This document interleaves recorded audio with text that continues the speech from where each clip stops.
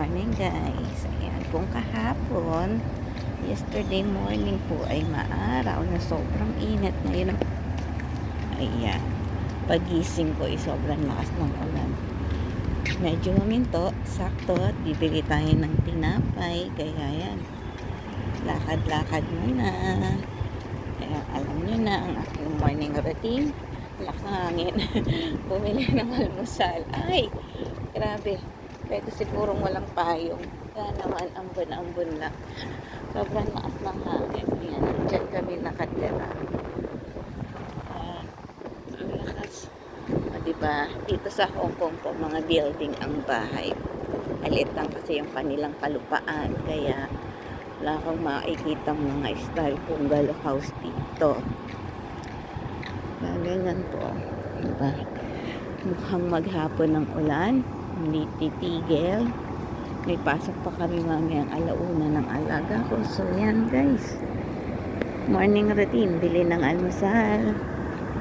Pati tayo, wala kasi tayong tinapay, nakalimutan ko kahapon. Kaya yan, so lakad, maagang lumabas ang kunyang nyo para bumili ng tinapay. Almusal namin ng alaga ko at ni madam. Amo kong lalaki maagang umalis.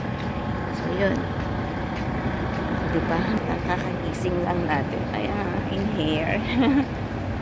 Yan po. Maaga tayo ngayon. Ay, naku, may pumatak-patak. So, kaya ingat-ingat sa mga lalabas dyan. Ang daming busy ang kalsada. Ayan po ang ating everyday na nilalakaran. Punta sa MTR station, pupuntang palengke. Yan, dyan yun. Yung lugar namin is malapit sa lahat. Kaya accessible siya sa mga bus station, train station, mga green van, kung saan mo gustong pumunta. Kaya maganda dito kahit na although malayo kami sa central, tahimik naman dito. Hindi ganoon ka-crowded, hindi ganoon kaingay. Not like kapag nasa going central ka na parang walang katahimikan. Puro ingay ng sasakyan. So yan, diba? Yan, ang lugar ko dito sa Hong Kong. For 12 years na akong mahigit na dito nakatira.